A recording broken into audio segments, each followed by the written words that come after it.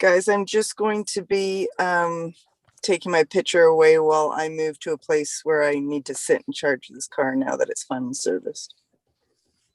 But I'm here. Okay.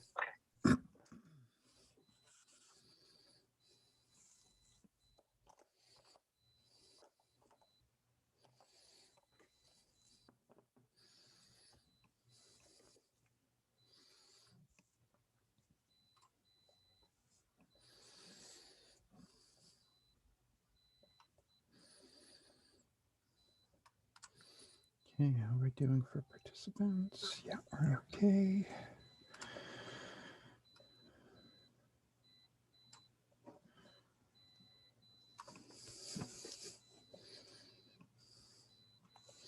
Okay. I think we can call to order. I think we have enough folks. So the time is 1:30.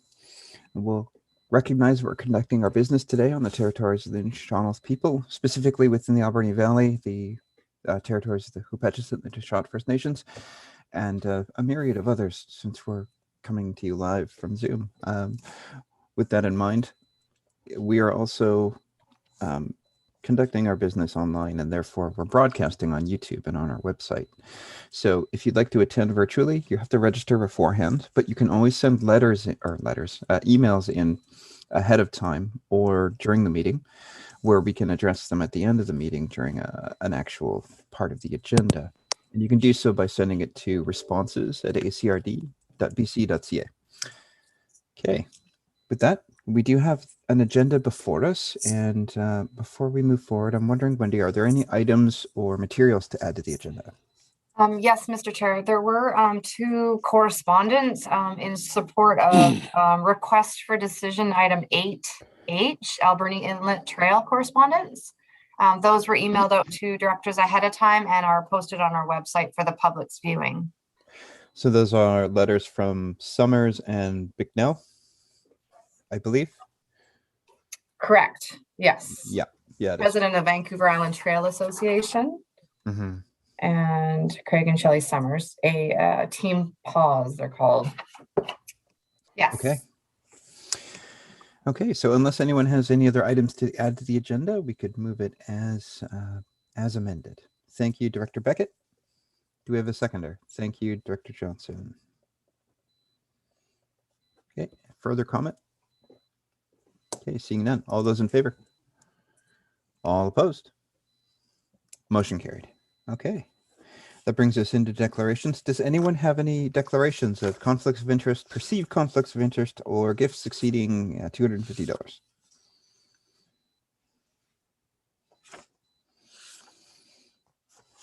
I'm just checking again. I don't believe I do. Okay. With that in mind, we'll move on to the next item, which is adoption of minutes. The adoption of minutes for the Committee of the Whole meeting dated May 12th, 2021. Thank you, Director Shannon. Seconded by Dr. Botner. Any comments? Okay, seeing none. All those in favor? All opposed? Motion carried. Okay, that brings us to the next one, which are the Board of Directors meeting minutes for May 12th, 2021. Thank you, Director Shannon. Thank you, Director McNabb, for the second. Any comments? Seeing none. All those in favor? All opposed? Motion carried. Okay, that brings us to the Beaver Creek Water Advisory Committee meeting dated May 20th, 2021. Move adoption. Thank you, Director McNabb. Seconded by Director Shannon. Okay, any further comments? Seeing none, all those in favor? Motion carried. Okay, and finally, we have the Banfield Water Committee meeting dated May 20th, 2021. Move adoption. Thank you, Director Beckett. Seconded by Director Roberts. Comments? Seeing none, all those in favor? Motion carried. Okay, we don't have any petitions, delegations, or presentations, nor do we have any correspondence for action. Now we're on to correspondence for information. Does anyone have anything to pull out and speak to? Thank you, Director McNabb. Go ahead. So the letter from the District of Mackenzie with regards to the 988 three-digit suicide prevention line. We're already having issues at 911 with regards to overlap from these three-digit lines, and I certainly would think that it would be a lot better to start it with something different than 9. So, I mean, if it was 888 or something like that, it would be a lot less likely to end up as 911. Although 911 would actually respond to suicide prevention in some form. So, but nevertheless, it would be a lot better if it was something else. I'm not sure if we want to. Maybe I'll get North Island 911 to respond to that versus the board.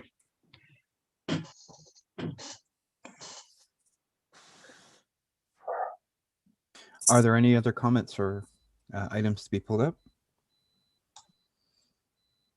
Okay, seeing that, we do have a motion to receive the items.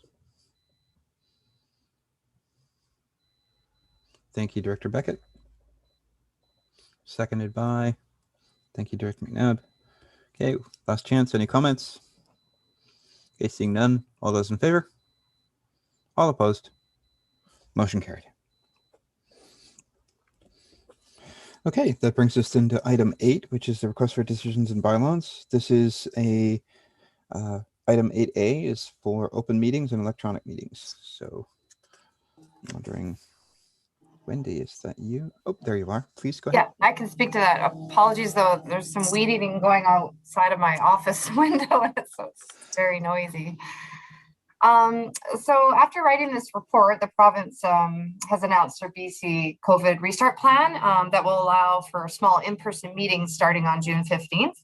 And then possibly larger meetings on July 1st with a COVID safety plan in place. Regional district staff at this time are still recommending that regional district continue to hold all open board and committee meetings and public hearings virtually until the end of August. This will allow staff additional time to organize in-person meetings to be held safely in our boardroom. We'll need some equipment updates for recording and continuing to live stream, and as well to continue to investigate ways, different ways and similar ways to what we've been doing now for the public to participate in regional district open meetings. The other thing I touched on in the report is on May 13th, Minister Osborne announced changes to legislation that are going to be permanent new authorities for local governments to have the ability to hold hybrid meetings, which is a mix of in person and via Zoom or other virtually. So there's new legislation coming on that. So we'll keep the board up to date on that, as well as public hearings. So if anyone has any questions, I'd be pleased to answer them.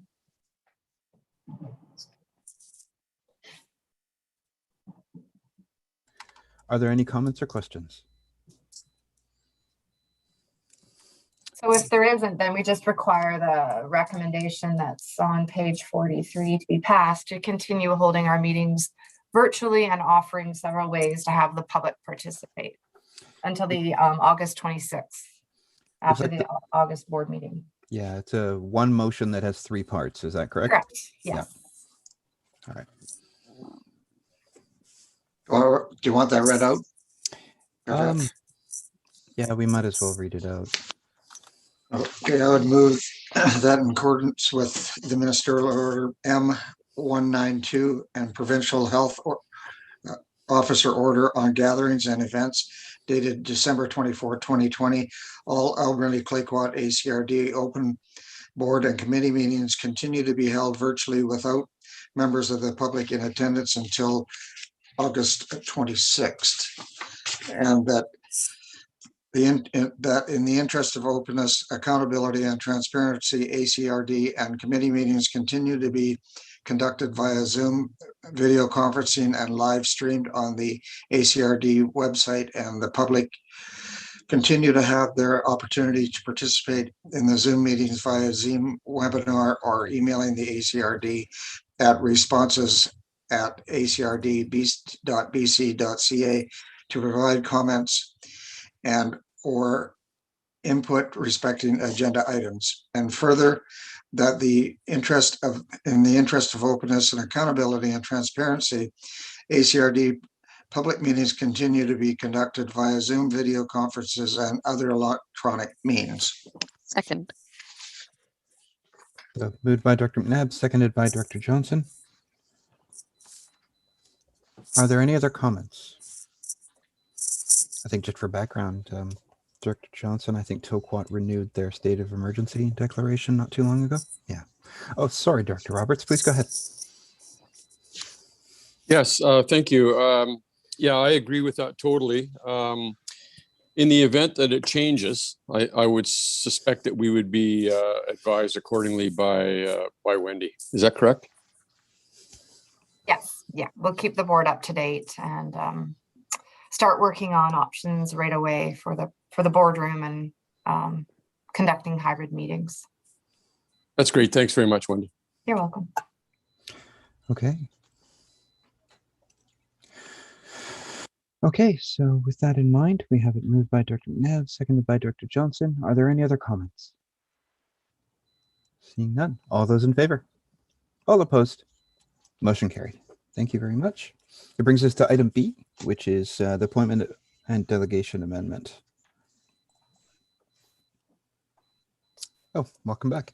Yeah, so I believe that's me again.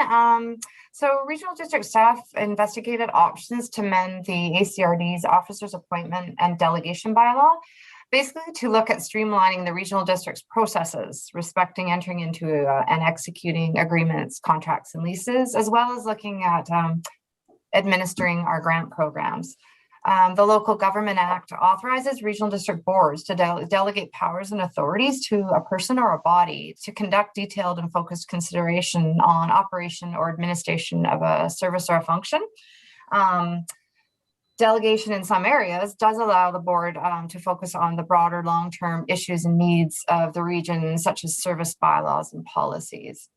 So regional district staff have drafted an amending bylaw, and I'll just quickly give an overview of what we're proposing. So we would do an amending bylaw that would delegate authority to the CAO to enter into and sign agreements, contracts, and leases. And the leases are for where the regional district is the leasee, respecting regional district services, activities, and works. This authority would be subject to the regional district's purchasing policy as well as to the approved annual financial plan. So currently in the purchasing policy, the CAO has up to a maximum of $35,000 that he can award. After that, it requires board approval. Another amendment we're looking at is the CAO the power to execute agreements and leases where the regional district is the lessor, and it can't be for it can be only up to a maximum of 3 years or less. And the other amendment we're proposing is the power to execute grant applications, to actually execute the applications and enter them, and then to sign into the grant agreements if successful. And another section I added in that we would do quarterly reporting on all of those authorities that have been given to CAO.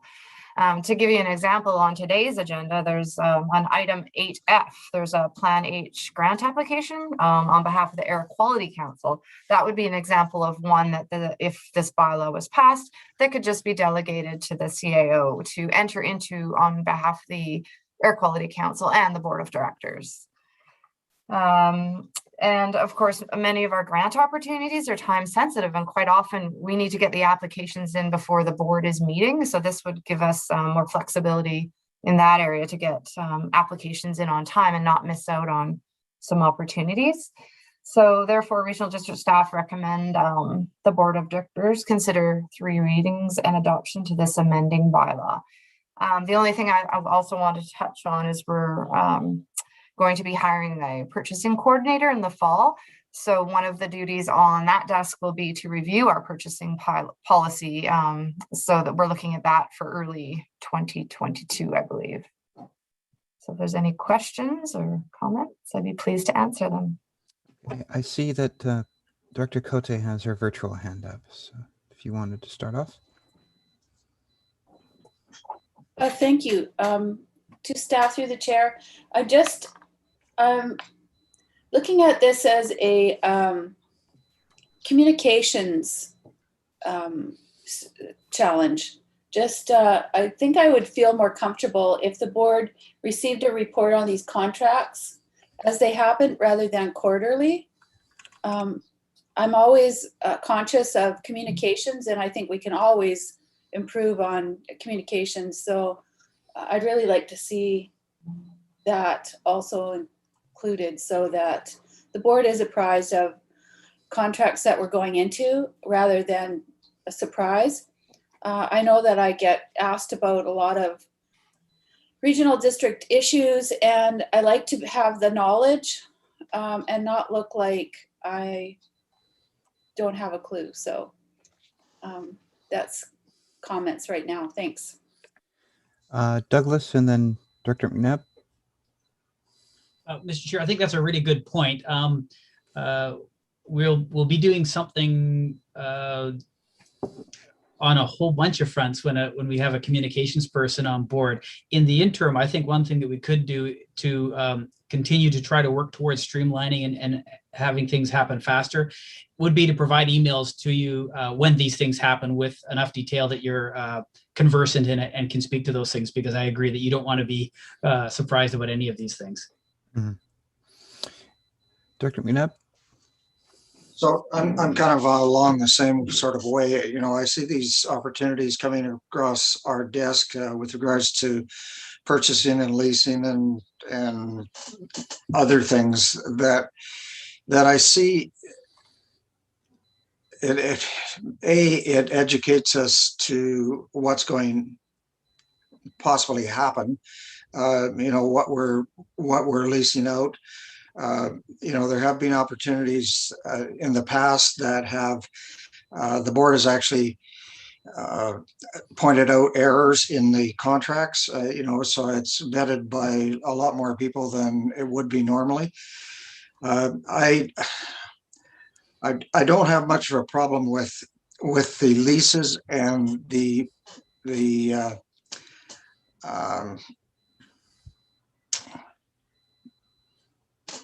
lost it, the grants, but I do have issues with regards to tenders. I mean, I think that is the sort of the board's work, and it's kind of partly why we're here. And I still would like to see the tenders go across for anything that we're putting out for call for bids. And I'm a little confused about what the limitations are actually proposed to be within this change. And I've seen $50,000 here, but then it's for the CAO, but we've got a call for bids after $35,000. So I don't know quite what we're doing with that. I can't understand it in what's written here. And the other thing is the proposal to up the $10,000 limit to $20,000, I think it was. I'm opposed to that. I think if the manager's got the ability to do 35 or whatever it is, then we don't need to be raising the managers and fire chiefs up into that platform. I think control is a huge part of all of this, perceived control as well as actual control. And I think I'm not adverse to reading through the contracts or sitting and listening to why we're doing things. I think it's just part of the huge pay that we receive for the job that we're doing. So that's my story. Thanks. Thank you, Director McNabb. Are there any other comments? The only thing, if I could add, I'm a bit confused, Director McNabb. We're not changing the purchasing policy. What we're just doing is authorizing the CAO to enter into contracts matching what he's authorized in the current purchasing policy. So right now it's up to a maximum of $35,000. So just to clarify, Mr. Chair, and further to what Ms. Thompson Yeah. has said, is so I have the authority to purchase, but I don't have the authority to sign the contract. Yeah. So it's, I have the authority to do it, I just don't have the power to do it, if that makes any sense. So that's the tricky thing that we've got going right now. And I just wanted to comment as well, we're not recommending changing the purchasing policy.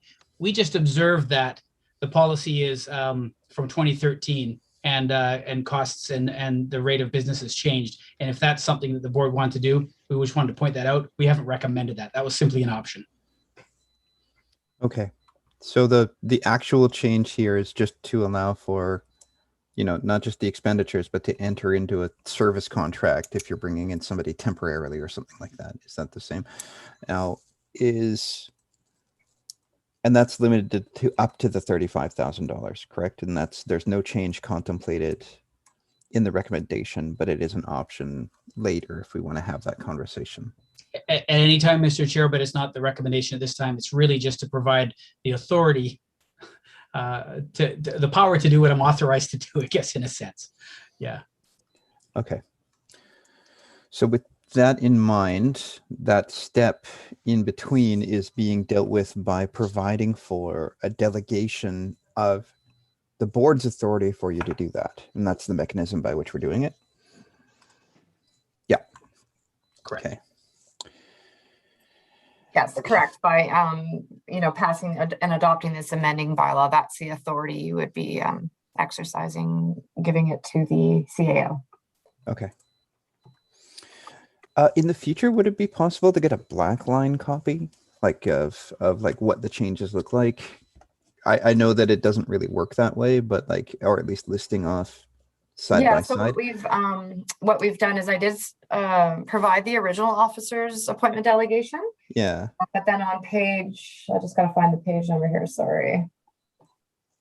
I've got the amending bylaw. So on page 63, that would be an amendment to the original bylaw. So Yeah. G to J are the amendments that would form part of the original bylaw. And then Yeah. what we quite often do for convenience purposes on our website, we'll consolidate the two once it's adopted. Yeah, that's what we do in Huid. It's just Yeah. sometimes, at least in committee, I don't know that it works necessarily here at the board, but we would show a markup version of what it would look like. Yeah. Yeah. We could definitely consider that for next time, for sure. Yeah. Yeah, it's the only thing I had here. Great. Okay, are there any further comments? Dr. McNabb? So the point that Director Cote made with regards to the quarterly report on this, Moving it to, that needs to be amended within this. Like, so that's line J. so Oh, if I could, for that one, if we could just leave it, we would still do quarterly reports to the board. And it would be on the agenda, but what the CAO is suggesting, we could also just internally email the directors every time one is executed. But if this is something the board would like in the bylaw, we can certainly change it to read, change it to read that every time one is entered into, we report to the board, the next board. So I think folks would be more comfortable if we just replace it with monthly. What you can do is put the ability to move it to quarterly by a resolution of the board at a later date, so that you can change through. But I think the trust mechanism here is monthly, and then once we build that trust in terms of the behavior, then we can decide to move it to quarterly if need be. If that's Sure. okay. Yeah, that works as well. And then one other change, I noticed that a word is missing under 9H. I think that should be the power to execute agreements / leases where the ACRD is the lesser, not just agreements. So I'm not a lawyer, but I think leases are just agreements, aren't they? they pretty much are, yeah. For clarity, you might as well put that there. Yeah. I had Director Cote and then Director McNabb. I was just going to comment that I don't think that it's really a trust issue. I think that it's a knowledge issue with being able to communicate to the community at large, that we are aware of what the business of the regional district is. Thanks. Oh, sorry, that's, I guess I'm saying the same thing. It's trust the public has for all of us together, admin and politicians, but like the trust between the board and the administration is there. But I think we have to demonstrate that publicly. Sorry, I was being unclear. Sorry, Director McNabb. Yeah, the one thing I was thinking about when I read this through the first time was what about liability? If these decisions are made by the board, then the board owns that decision and the liability that's attached to it. What happens when the board delegates that authority to an individual? Where's the liability? It still resides with the board because we chose to actually delegate the authority. We still retain the authority and we can bring it back at any time. But the idea here is a trade-off of saving time for that risk. It depends on how high you think the risk is. So is that being vetted by our legal advice? It seems fairly apparent, at least in my. I mean, I don't see it that way. I see if you allow somebody else to make the decision, that person becomes the owner of that decision. I don't think it does legally with the power of I think delegation. Yeah. Mr. Chair, the legal term for that is vicarious liability. So the board's vicariously liable for what its officers and employees do. Yeah. And there are also defenses for much of that as well with respect to, for example, a break in a water utility or something like that. Has got statutory defenses as well. But again, none of us are not. Well, I'm certainly not a lawyer. The authorities is with the liabilities with the corporation. Okay, but what I'm actually worried about is that liability ending up on the CAO's shoulders as jointly and separately. And I think Wendy could speak to this, but we also have an indemnity bylaw for that I think protects both the board members and officers and employees of the regional district. So that protection is built in there, except in matters of gross negligence. Yeah, Yes. that is correct. We do have a bylaw. So that's similar to what my nation has, and I think the rules are similar for municipalities as well. Okay, so with that, with the change to a monthly report, or Director Cote, is this something that an email update on our side, is that sufficient, or would the amendment to a monthly report in item, I think it's J?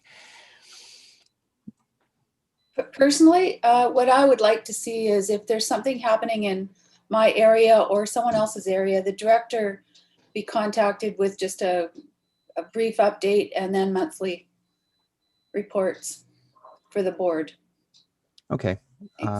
If that's something that can be taken as a directive, then that's already been offered, if that's okay. Okay, Director Minions, please go ahead. Thank you. I was just going to add that I do think that a monthly report in this case is appropriate, just being that, a lot of the value of a report rather than just an email to the board is the public information as well. So I know that, we're not talking about not updating the public, but I think the more frequently that the public can be available to, see information, the better. So I think that would be better practice, and we could always reevaluate later if it feels like it's too much. Yeah, then that's why I proposed the amendment to J, just being it starts at monthly and then we can have a resolution to move it to quarterly if we want. But that won't change the emails and the direct updates as soon as possible. If that's something that the board is comfortable with, we could move forward with the readings as amended, perhaps.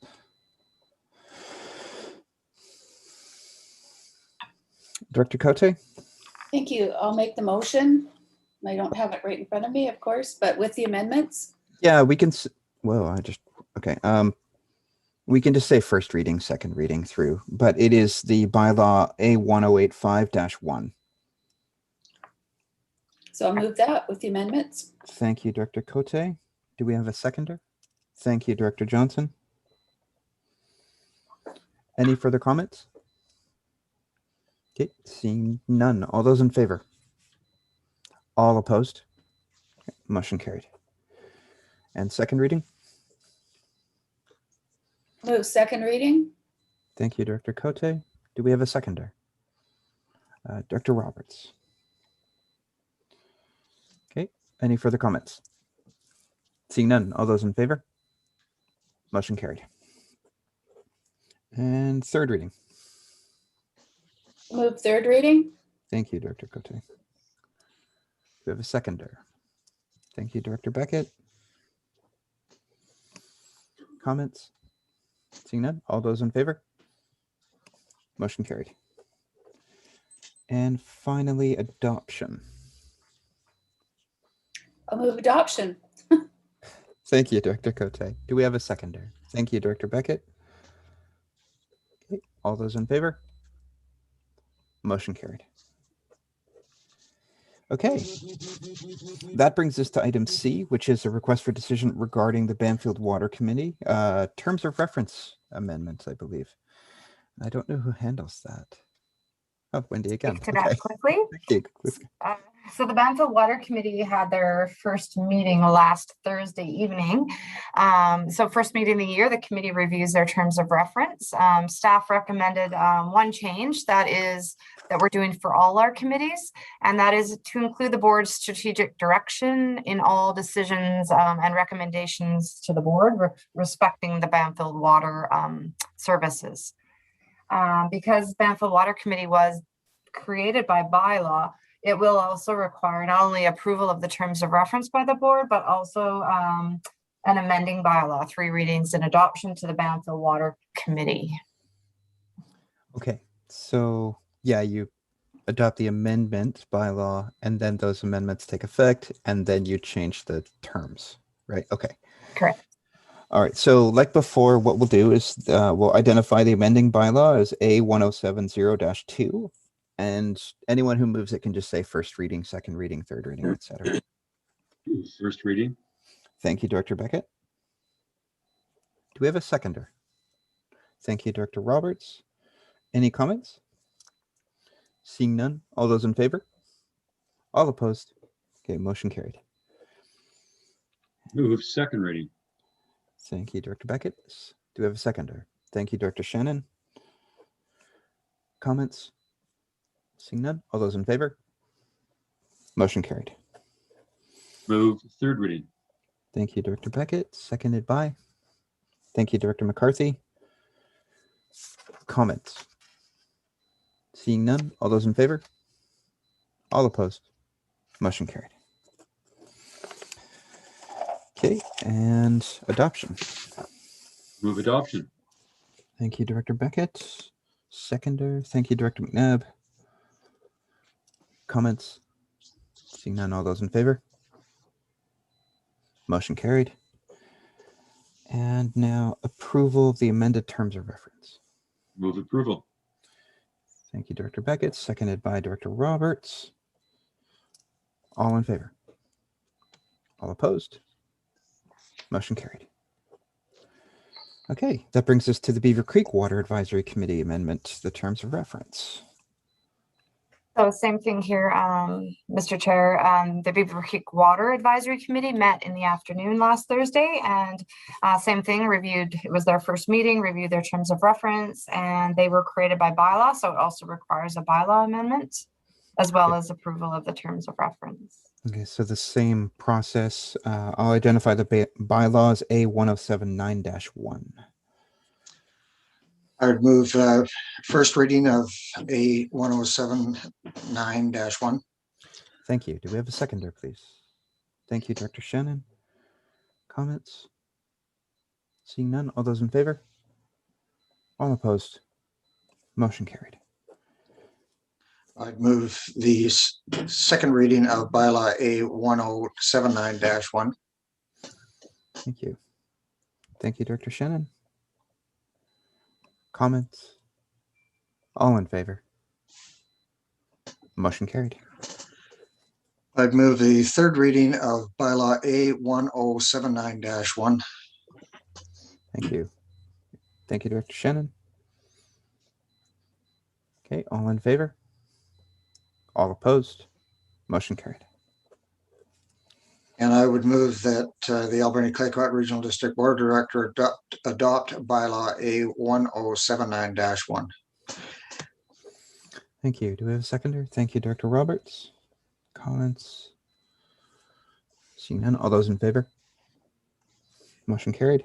And I would move that the Alberni Claycott Regional District Board of Directors approve the amended terms of reference for the Beaver Creek Water Advisory Committee for 2021 as presented. thank you, Director Shannon. All in favor? Motion carried.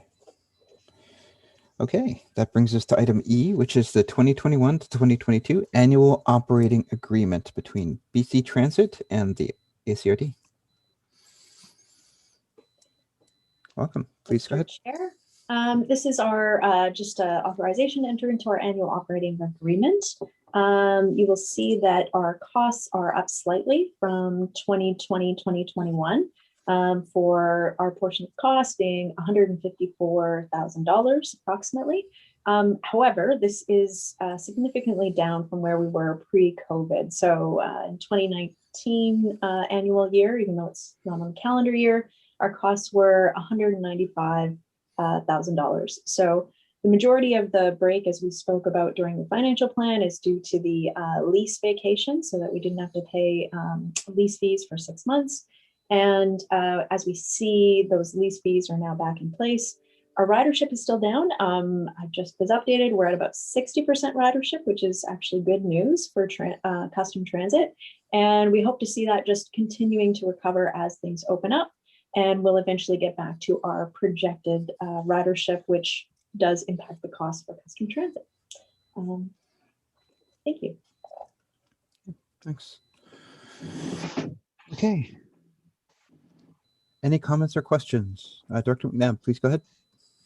So the one comment I have with regards to this is around the custom transit system and how they approached the pandemic. I mean, I really don't think that there was enough focus put on mitigating the expenses by BC Transit. I mean, these buses were virtually they were really underutilized within that period, continued to be underutilized. Partly because the facilities that the patrons were going to be transferred to were for the most part closed.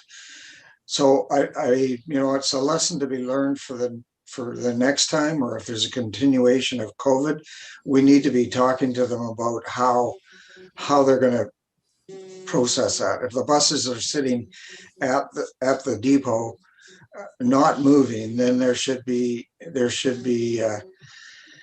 I know they had the lease holiday, but I think there could have been more effort put towards reducing the expense of custom transit. It seems as though it might be beneficial to create some sort of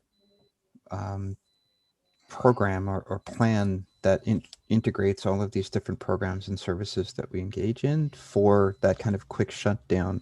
I think it becomes kind of similar to the choice of when do you move from short-term disability to long-term disability. Like, is this only, are we going to be home by Christmas, or is it going to be a long haul type of arrangement? And I think that's a policy conversation that we can have later, but I do think that that ability to be more responsive should be something that we do work on in the future. But what that looks like, I don't know, because I think it requires a lot of coordination with the municipalities as well, in order for it to be consistent across the entire region. With that, can we entertain a motion to adopt or approve the execution of the agreement? Director Cote? Thank you. You're muted though. Thank you. I have a question first. Yep. I would like to ask if we could have delegation from BC Transit regarding the activities through COVID. I'd like to know if the bus was rolling through this. I know that we have to have a staff on standby or whatever, but I'd like to know if the buses were actually rolling. 60% ridership now, that's great. But is that only one person on the bus? Because they used to be able to do multiple pickups, but because of COVID, are they only allowed to drive one person at a time, which means that it's, it's traveling for one person rather than four, say.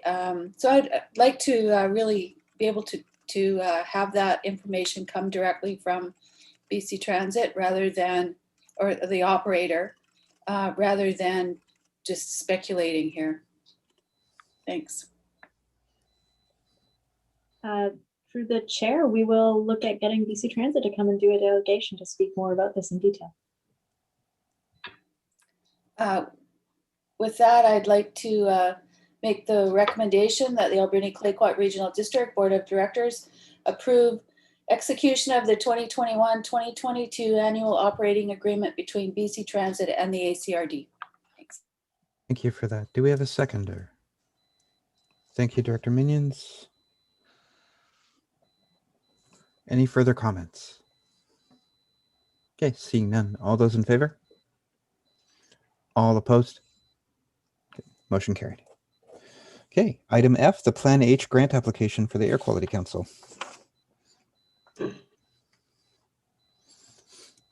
I can speak to that if you like. So just the Air Quality Council and Anna Lewis, who chairs that committee, has asked the ACRD to apply on their behalf. And just to note, this is a grant that if it's received would be administered by the Air Quality Council, and the actual application will be made by Anna Lewis. So she'll do the legwork on filling out the application form. So it's kind of an in and out for the regional district, and happy to answer any questions. Any comments or questions? So it's mostly a flow through then? Yeah, so the regional district would, if we receive the grant, the Air Quality Council would use it to do the liaison and collaborative work with other regional districts. Director McNabb.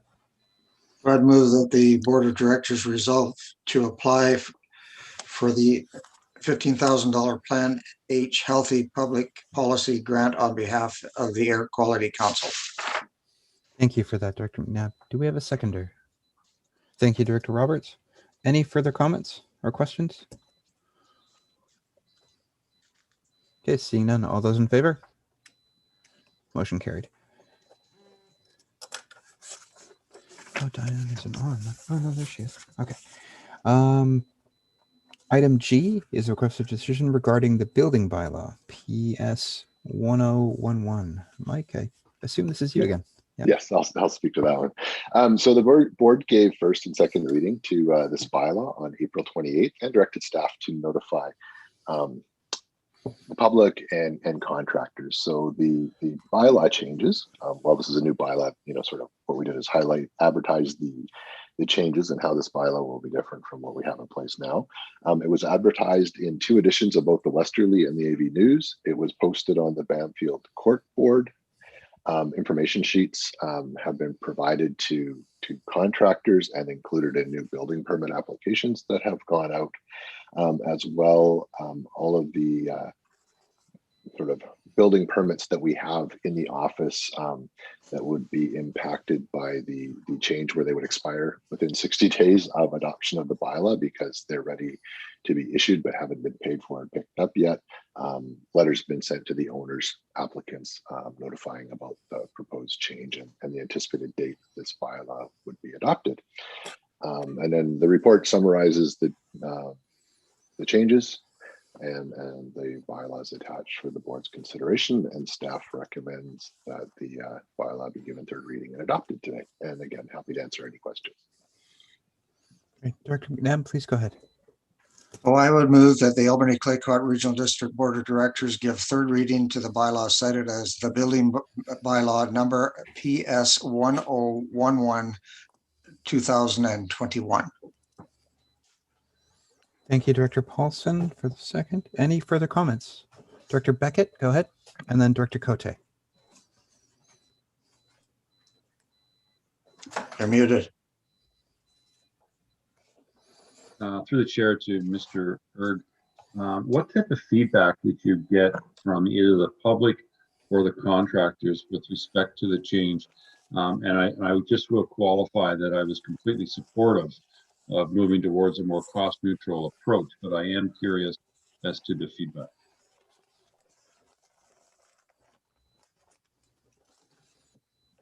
Oh, you're muted.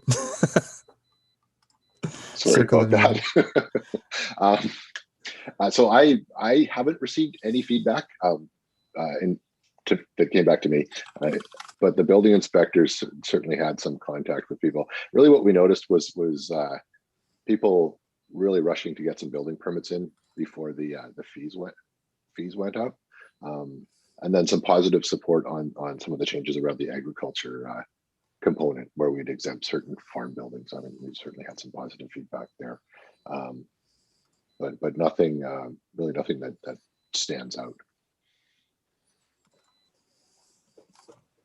Okay, and then Director Cote, please go ahead.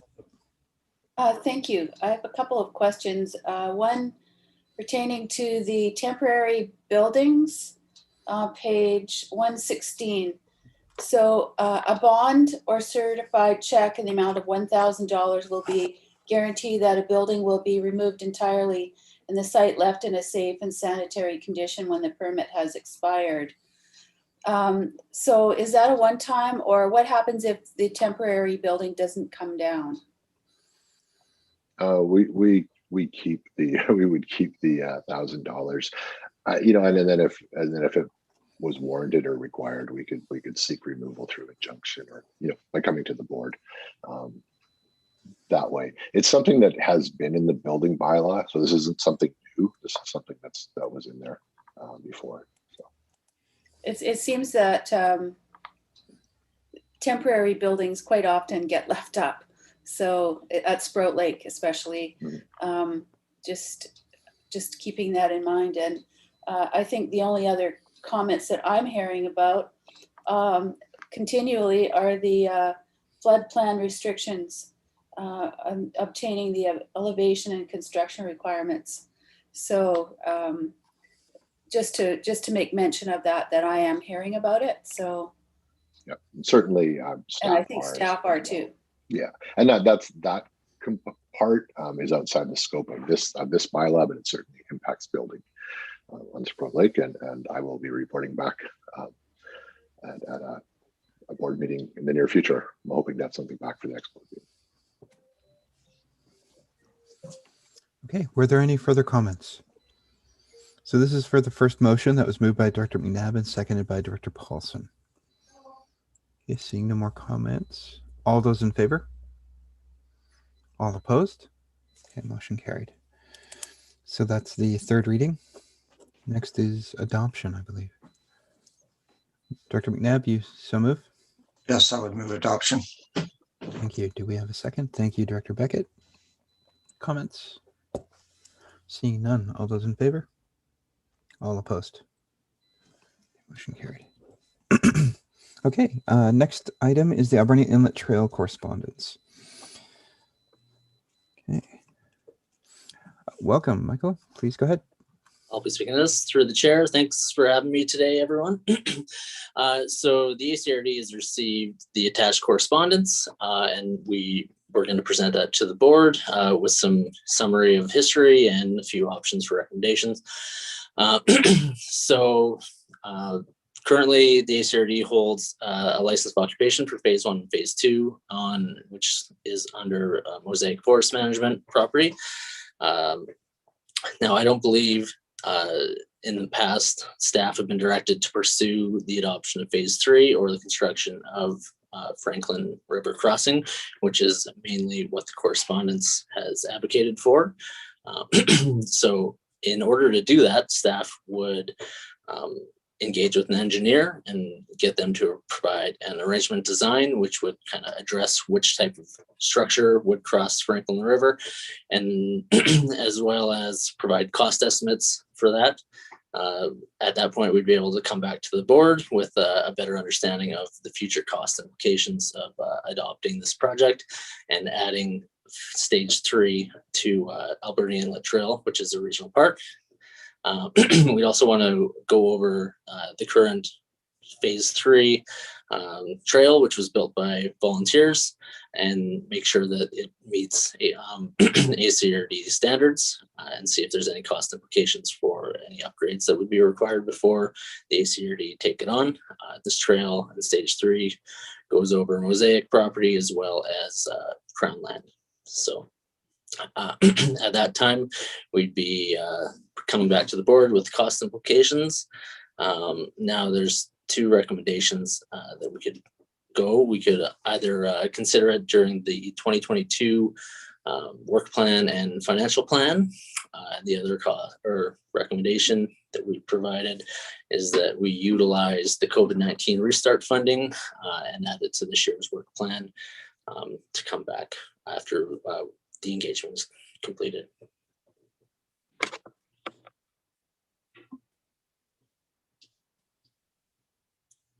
Thank you. Here I am muted again. Thank you for that. Are there any other comments or questions? Dr. Roberts, please go ahead. Through the chair to Michael, I'm aware that there was a letter sent in offering $2,000 for an engineering study for that bridge crossing. Is that correct? Yes, there's been a couple of offers for donations at the bottom that we could utilize for the engineering study, or they could be set aside for the construction purposes if that is chosen to be pursued. Yeah. Thanks for that. So would that be covered by kind of adding this project and doing the initial work, and then you come back with a recommendation on what we might use the money for? Through the chair, yeah. I think the 2 options would be to utilize the donated funds. I think it's spelled out on their options at the bottom there, yeah. And then pop up what's needed through the COVID funding, or we could come back during the financial plan consideration for 2022 with a proposal with the utilizing donated funds as well as other sources of funding. Thank you for the clarification. I'm sorry, I missed who the next speaker was. Oh, there we go. Director Bodnar. Yeah, you're not muted. You're fine. Yeah. Thank you. Yes, I would just like to know if there is enough money in the COVID funding that would cover that of the bridge. Through the chair, currently we don't know how much the bridge will cost in total. This is just addressing like a Class D estimate through an engineering, because and then we'd come back with some options for how to fund the bridge itself. Okay. Okay. So there would still be, depending on how long it would take, you know, I mean, the COVID funds could be used up by that time, right? Mm-hmm. Before we have a, you know, the estimates for the bridge. If you've got any idea about how long that would take, I guess that's what I'm saying. I'd assume that we could have it in by the end of a good Class D estimate. When? I'm sorry, I missed that. My estimate would be August. Would be when. August. Okay. Yeah, and an important consideration for how COVID funding will work is likely we have to use it during this fiscal year as well. So, but having it done by August as well within that. Director Cote, please go ahead. Thank you. I'd like to make the recommendation that the Alberni-Clayoquot Regional District Board of Directors direct staff to add this project to the 2022 work plan and financial plan for consideration. Thank you, Director Cote. Seconded by Director Paulson. Okay, any further comments? Seeing none, all those in favor? All opposed? Yeah, motion carried.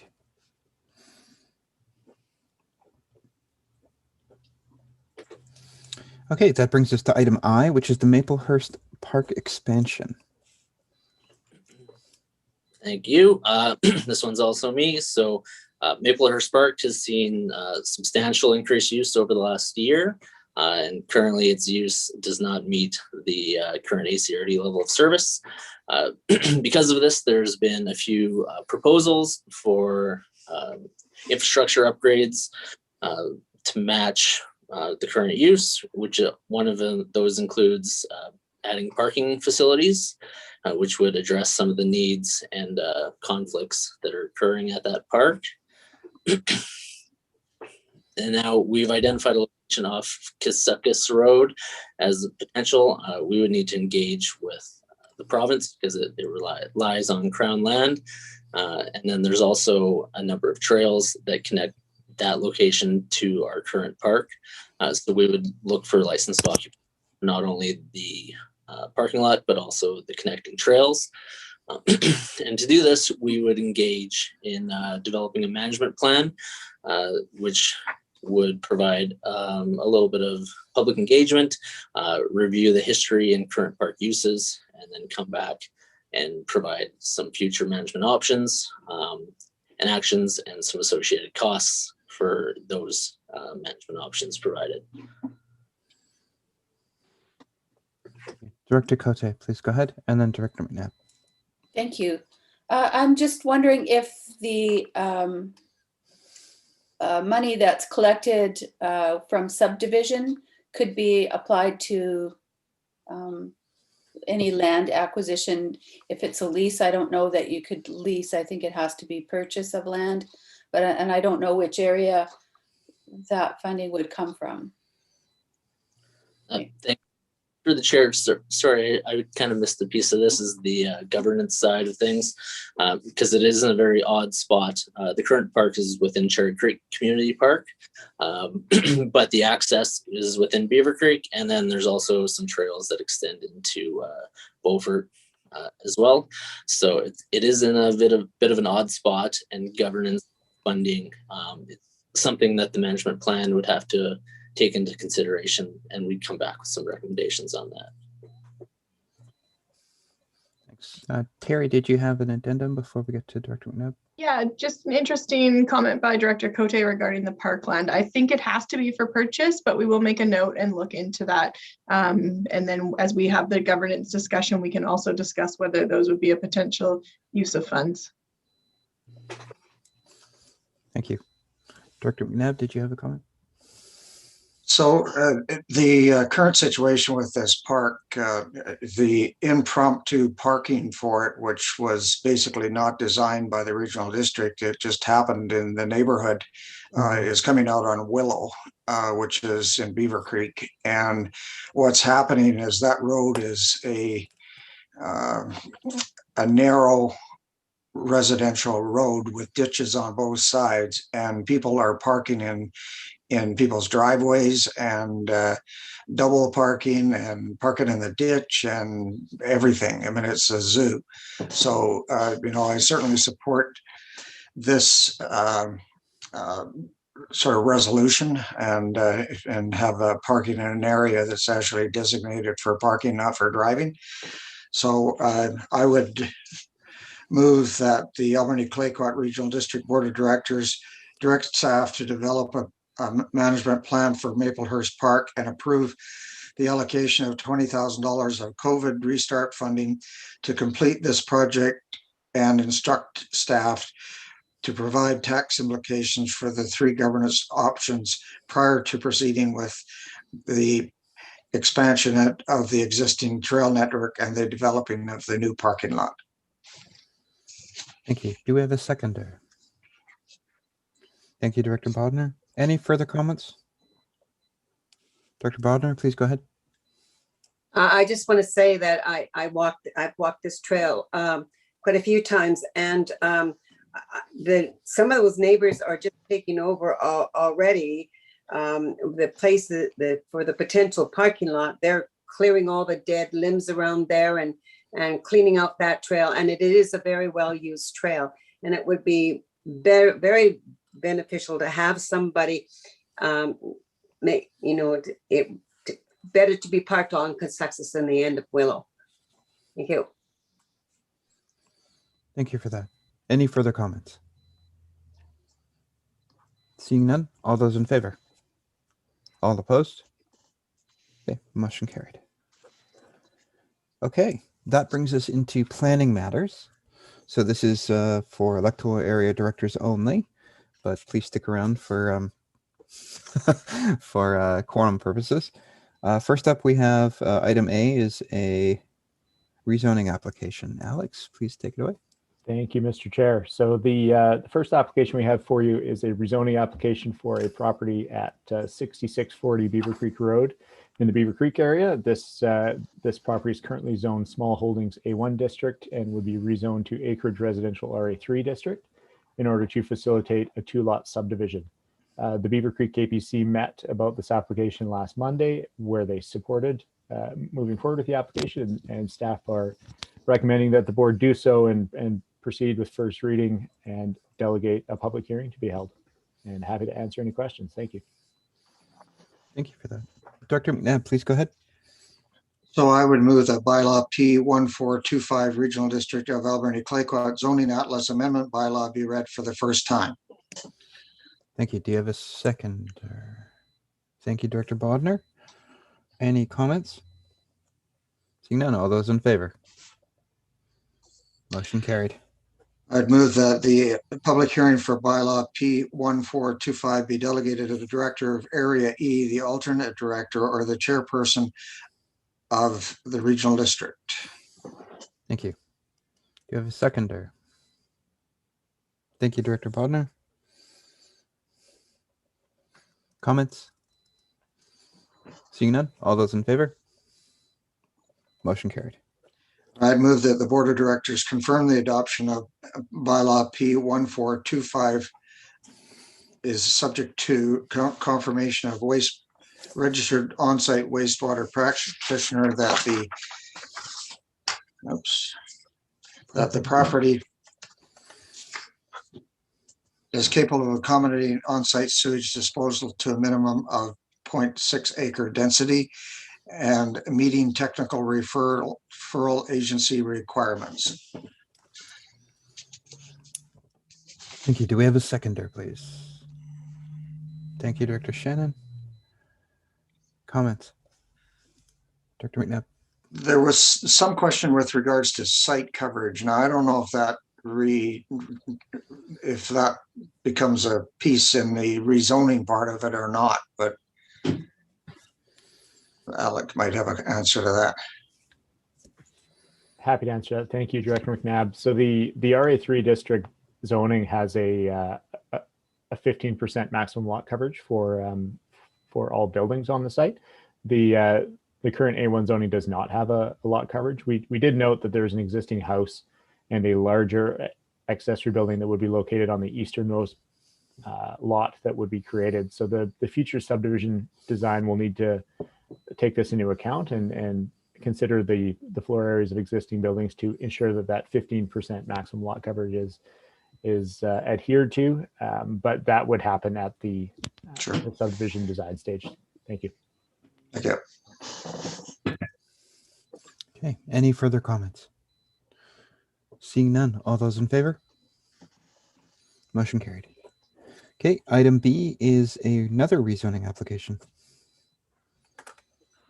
Okay, thank you. Yes, we have a rezoning application for the property at 6210 Drinkwater Road, which is also in the Beaver Creek area. This portion of the property is currently zoned Forest Rural A3 district, and they are applying to rezone to Acreage Residential RA2 district, which would facilitate a subdivision that would create two 1+ acre lots from the larger farm parcel. The application also involves an amendment to the Beaver Creek official community plan.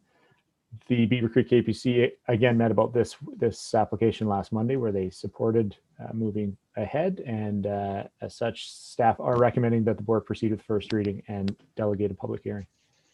Thank you. So I don't know what the rest of you guys been doing. I've been busy. Okay, I'd like to move that the bylaw P1426 Beaver Creek Official Community Plan Amendment bylaw be read for the first time.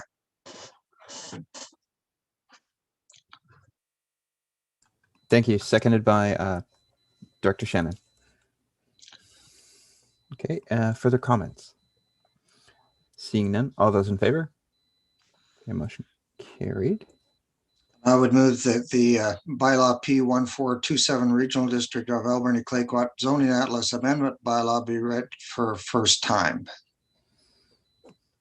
Thank you, Director Roberts, seconding. Comments? Director Cote, please go ahead. Thank you. The shape of the lot is quite strange to me. It's a triangle rather than a square or on such a large piece of property. Just wondering why the shape is the shape that it is. Sure, I can speak to that. So the portion that they're applying to rezone right now is a portion of the property that actually lies outside of the ALR. So that boundary is the ALR boundary, and that's why the lot comes to a point like that. It is unconventional from what we would normally see for a subdivision, obviously, and we will engage with the Ministry of Transportation on the referral process for this, and then ultimately on the subdivision application process as well, just to ensure that they have no issues with that. But there's certainly nothing in our zoning bylaw that would preclude a subdivision shape like that. Thank you. Okay, Director Bodnar, comment? Thank you. Just a question. So I know sometimes what I have seen is people who have a lot so close to a road like that can just sort of take over the road. So can I clarify that Kellow Road or a right of way would still exist between the property and the neighbors? There would, yes. So there's an existing portion of Kellow Road that's dedicated off the end of Walker that would actually get all the way to this property already. That is partially built. There's a neighbor's driveway is built down that right of way. So it would be expanded to allow physical access into this lot, but it would not block access to any other property, and would maintain that access off to the north. And then I also note that the Kellow Road right away starts again on the east side of the railway as well. So there is access to that proposed 1 acre lot development on the east side, and that ACRD parkland off the end of Kellow Road on the east side as well. Fine. I just wanted to clarify that because I know that it's used a lot by ATVs, horses, and trail people. Thank you. Great. Thank you.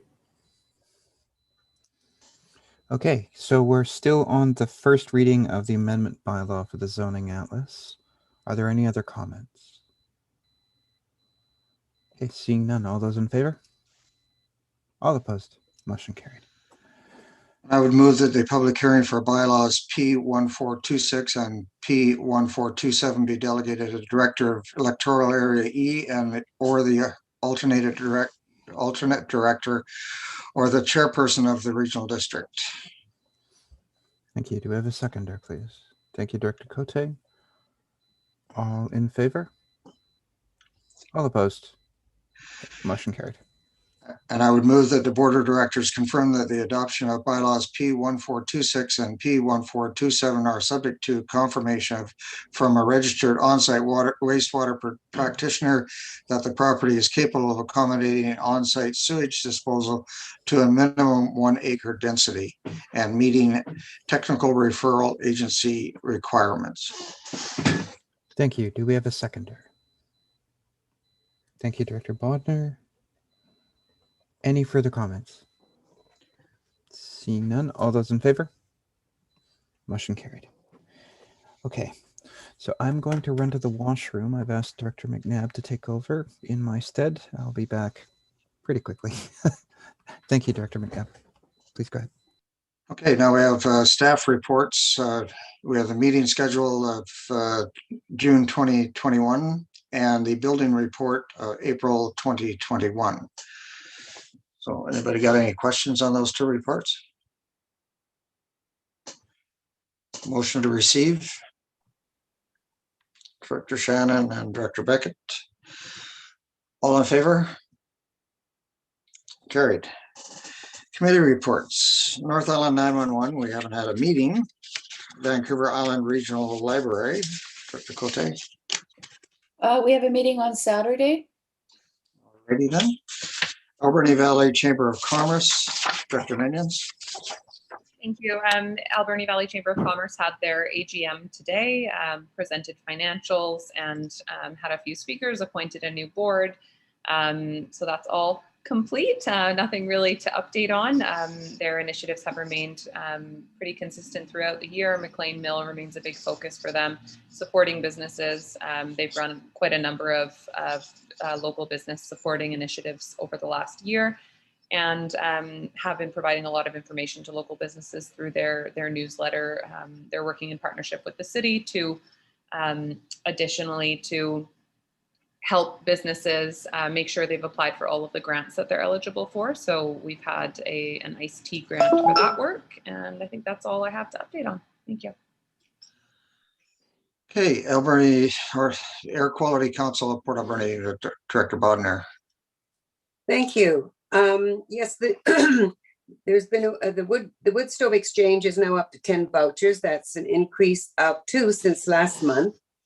And the ACRD bylaw survey, as of May the 12th, there was 551 completed. And Alex will be is going to compile this and report on it and with recommendations.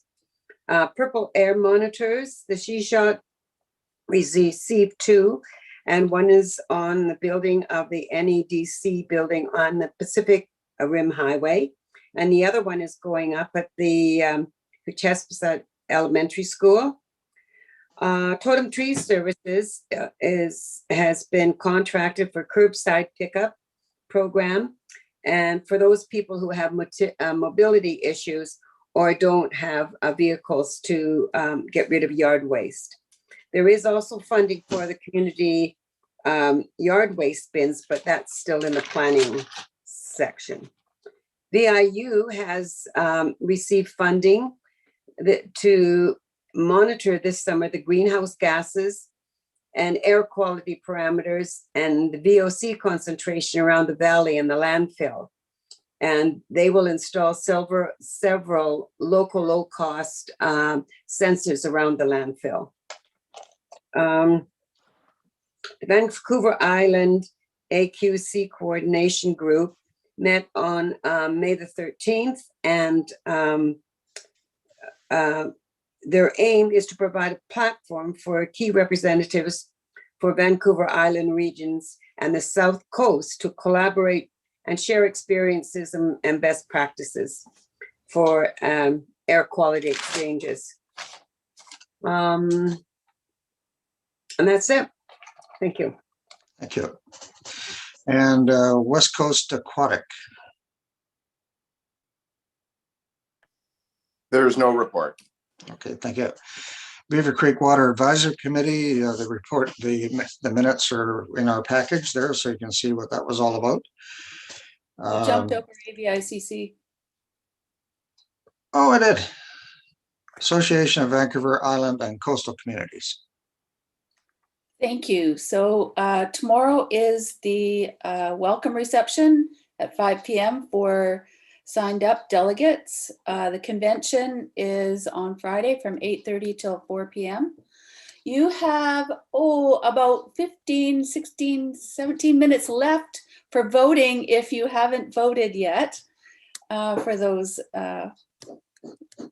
registered delegates. So I'm really excited about our convention. Being virtual again. Last year we piggybacked on UBCM. This year we're going it alone.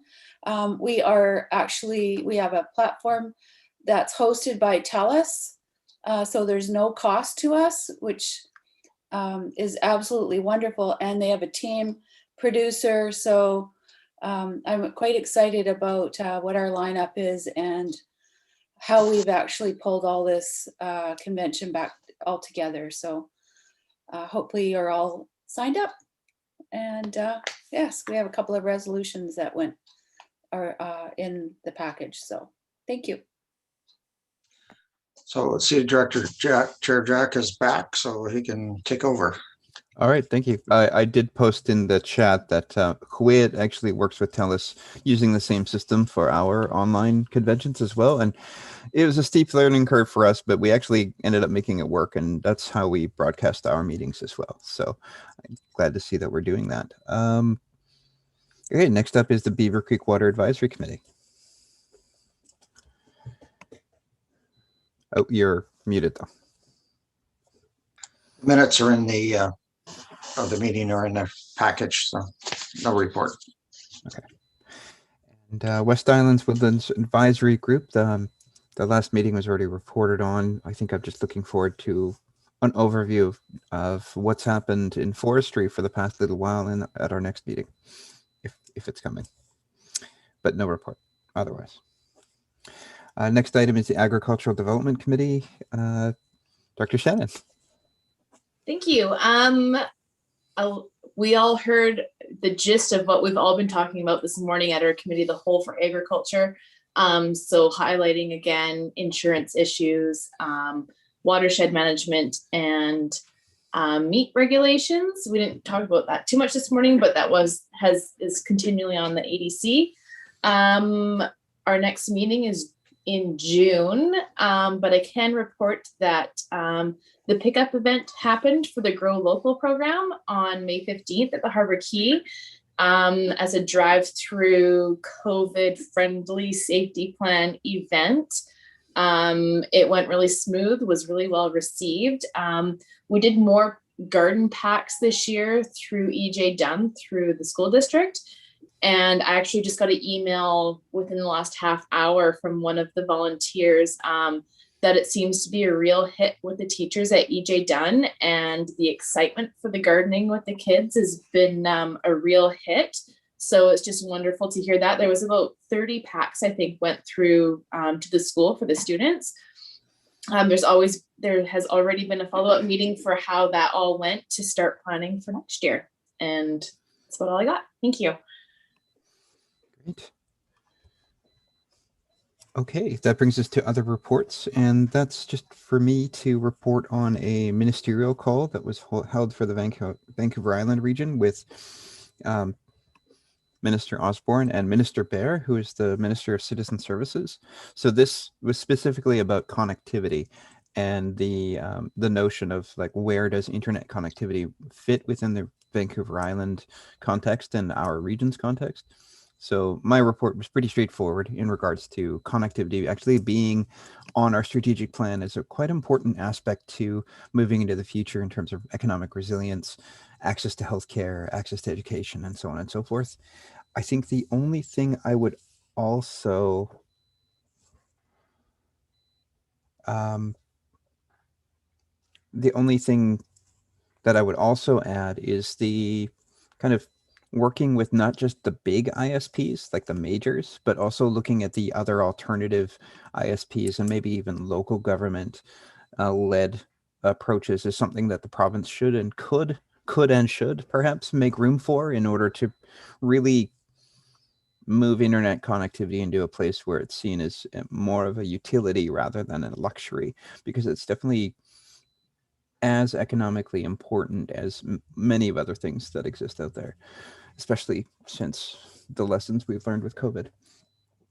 That was the major push in terms of the conversations that we were having, and it was very much in the same vein as what we were saying and what our interests are as defined in our strategic plan and what we're doing moving ahead. So whether and to what degree we see movement on that in the near future, I think depends on the work that Minister Bear does, but I expect to be informed on how that's going in the near future as well. Perhaps we have another check-in in regards to connectivity at some point in the near future too. But that's it for me. I'm wondering if there are any other comments or questions, or if we can entertain a motion to receive the member reports. Thank you, Director Paulson. Do we have a seconder? Thank you, Director Shannon. Last chance, any comments? Seeing, oh, Dr. Paulson, please go ahead. Just a quick comment between our meetings today.